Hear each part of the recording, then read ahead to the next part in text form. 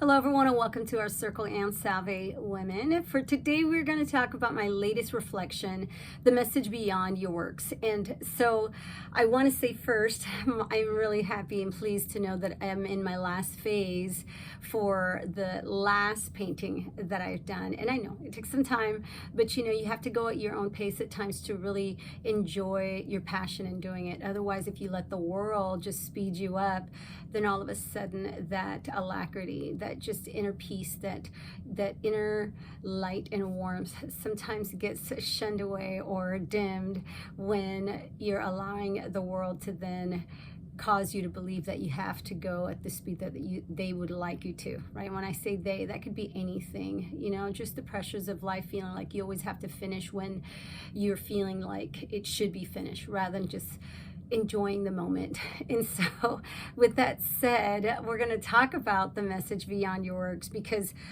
sometimes you do things and you're just like, this is going to be great, everyone's going to love it.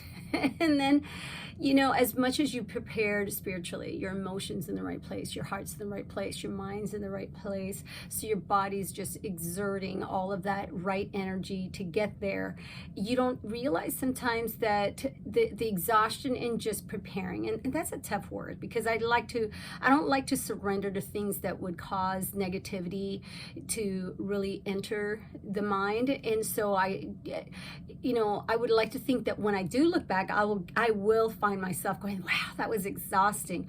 But in the moment, I believe that is that inner strength that kicks in, where many of you could perhaps then really just start to relate to all the many times that you have not even allowed yourself to believe that you're exhausted, just because you then, when you look back and were able to then accept it, you realize that if you had accepted the exhaustion at the moment that you were definitely feeling spent, then perhaps it could have slowed you down, or it may have caused you to stop and go back, or just discontinue. And that is not what you want to do. You want to finish strong. And so I think about, in this reflection that I shared, just in that vulnerability, that truth, when as a parent, or whether you're just that person that loves to help others and host whatever gatherings that may be, that it is within your home and within your confines to do, and that you're that sunshine. And not necessarily am I placing myself as the sunshine, but it's more of like, if not you, then who mentality. And so for me, it's not as if I hold it in as an accountability for anyone else. I just truly have always enjoyed getting to play house, like I say in my articles or in my reflections, that I really like to think, for me, it's more of, what, if I can do it, and if I have the joy in doing it, then why not?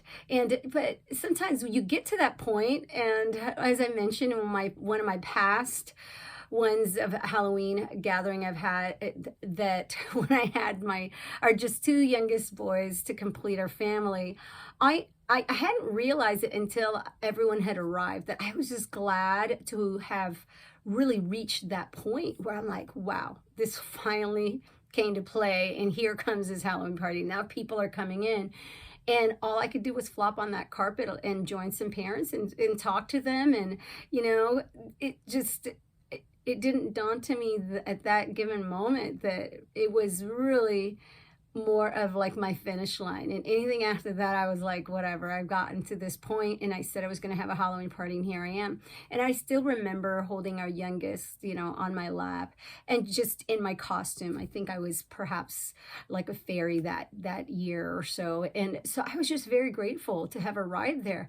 But, as the person who is inviting everyone else, you then cannot take it personal when people are expecting so much more. And, whether they're being real, genuine, true friends or not, that's not really something that you should take it as an offense, because in my thought, it was like, I invited them and they had an expectation to be entertained and their children to be entertained. And if all they're going to be doing is just sitting here wandering or, eating and chatting, they perhaps thought I could have done it somewhere else and maybe not here. And, I've learned that you can't be offended when people aren't really choosing you as the first primary person to hang out with, because having gone to different schools, I remember there were times where, like I said, you get trained for these moments where you have classmates that would say, I play with you, but I can't. I mean, it's just, you laugh it off because now that it has made you who you are, and it has made you to be truly more understanding of the world, and has made you the way that your mind works is now in that having that ability to relate to when people have moments where they're feeling tried, in their emotions, in their hearts, and you can feel them, and you really can understand it. And when you say, I get you, like when I look at my students and my children, with my children, it's interesting because I never want them to see me in my weakness. It's always my strength. So the way I address it is more of like an overcomer.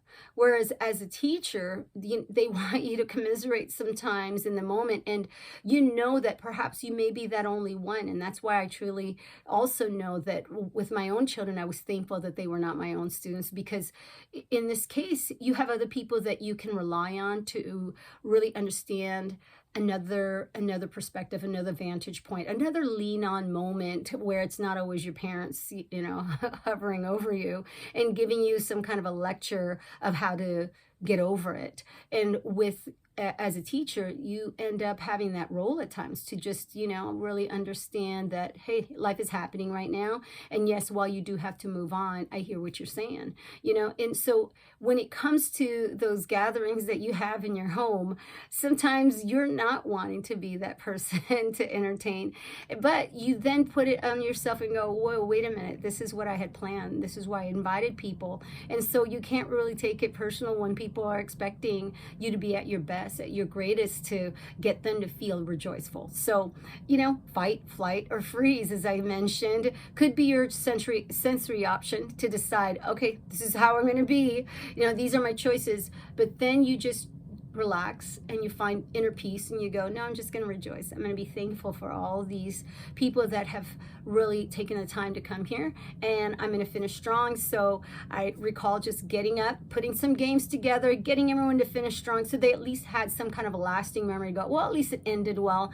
And then they got to go and step out and get some candy from the neighbors, and then I got my peace, and then it was just like, finished another Halloween party. And I always feel that partnership that I have with my husband, he understanding my joy in doing these things, and he finding the joy in seeing me joyful, it means a lot, and just knowing that I don't like anyone to really control it other than myself.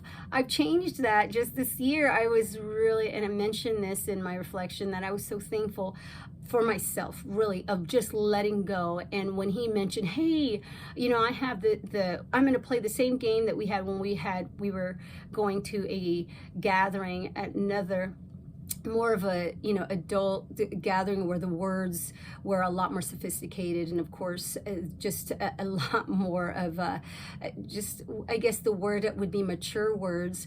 And for him to come up with some simple words like a sheet of paper or just paper, something like that where the kids can act out for fun. I was so pleased that he had done that. And I hadn't mentioned it in the reflection, but when we asked our younger two children, like, what was your favorite part? That was actually the favorite part, because they had fun at acting it out with all of their classmates coming in. But it didn't start off like that. Like sometimes you think they're going to come in and they're just going to be so awesome, just, laughing and giggling and all of that.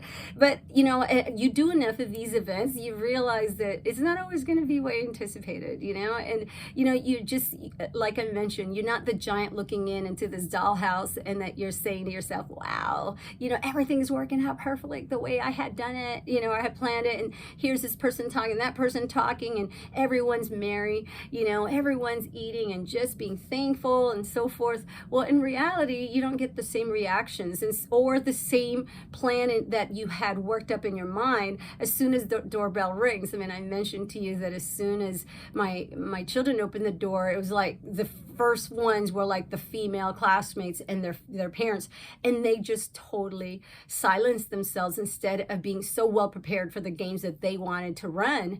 And so I had to take over, like right away, instantly. I had to be the one to greet. I got the cue, and it's just like, okay, maybe I wasn't, wanting to do this very moment because this was supposed to be on their part to shine.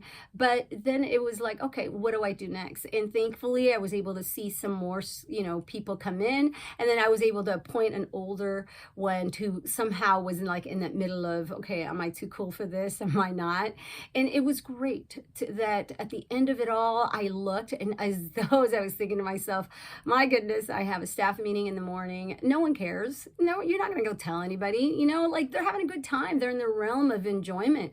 And so all you can do is say, you know what, it's what you're thinking right now has to be set aside, and just really rejoice, really take in the moment right now to look at what's happening. So there were candies, just treats everywhere on the kitchen floor and the family room floor, and they were just exchanging and looking all the candies over and so forth. And after my husband and other parents had walked them around, and I got my moment of silence, or just happy to see some students who were able to just trick or treat at our door and just enjoy every little outfits and costumes that families were able to put together. I mean, that was my happy joy moment. And so all of a sudden, when they come rushing in and they're like totally all over the place and just talking and chanting, you're thinking to yourself, it's coming to almost 8 o'clock and there's still, people here. And here I am seeing like one of my former students with a younger brother. And, it's funny because I'm thinking to myself, I know that because this former student of mine, feels safe with me, and of course my husband too, who was more or less just kind of like now like, hey, I've done my part, and it kind of stepped away and let me be in my own realm as well of just watching. And he'd come in and talk, like we were more of just, okay, it's ending, so how do we end this in a nice way? And so all we did was we just kind of like took it in and just, it is what it is, and listen in to what they were saying, all the kids. And here's one of my former students who's just about to, a year away from graduating from high school. And it was like he was the most happiest child in that room along with his younger brother. And I am thinking to myself, wow, I did this. I contributed to this joy, and I'm not going to say anything. And I just know that had he been probably around his classmates and, and the ones that came by, he wasn't acting like that. But just as soon as he was there alone with my children's friends, including his brother, he just became that child once again. And that's that ageless spirit in us. And it just made me feel really warm and inside, and thinking, this is that moment. Well, they'll be looking back, and I don't even have to be in the picture of the memory, but they will remember how they felt at this given moment when they're sitting over here just looking at some of their candies that they had gathered, And so I didn't think anything of it after that. The days went by, and then all of a sudden I get to pick up my children from school, and there's the mother saying, they had so much fun. And that was the very first Halloween party that they've ever had. And that's all it took. All I could say was, thank you so much. I had so much fun, as always. And then all of a sudden, I'm walking away, and I felt the silence of my younger two boys. And I thought to myself, that was it right there. Beyond your works, the message that you send to your own children, to other children, it's really not what you planned to do. It's more of what happens, and that you fully then understand why it happened the way it did. And then you go, okay, thank you, and not that it wasn't even worth it before that, but when you really come into that understanding of all the more that has happened, all the many good seeds that you planted in the spirits and the minds and the hearts and the bodies of these children and the parents, allowing some of them to rest while their children were safe with us. It's just a really good feeling. And for my former students to, have so much joy as well, and to share it, and some of them to stop by and have fun and smile and laugh away. It's just, that's it. It's like, no matter what, it's like, okay, who was tired? And that's the message there, is sometimes you are running a race, but you know that there are those that are hoping for your finish, and it doesn't matter how many people are hoping that you don't, because at the end you will know even more why it had to be finished.